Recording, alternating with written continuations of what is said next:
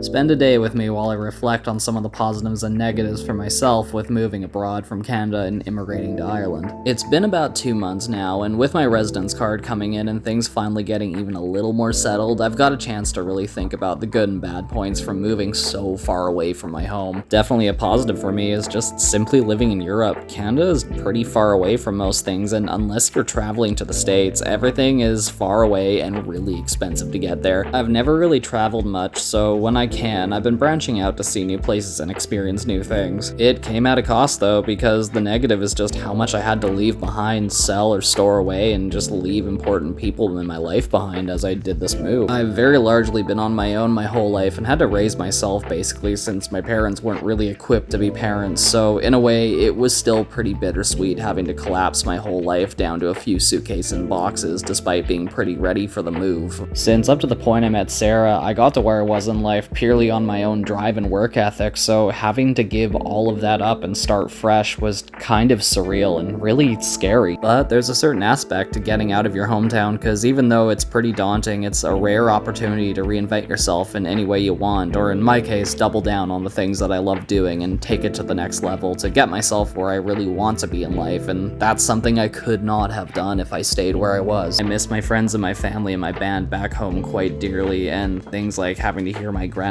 hold her tears back as she was saying goodbye and wishing me a safe trip was hard to sit through. And things like the immigration process and how slow it is painstaking to me because I have to lean on my wife at this time, and it's hard for me because I'm not the type who accepts help easily, but I know it's only temporary and things are only going to get better and bigger as life goes on here. But anyways, 2 months later, I'm still here and I've barely scratched the surface on what starting my life even is like here, so throw me a follow and join in on the adventure as I restart my life in Ireland.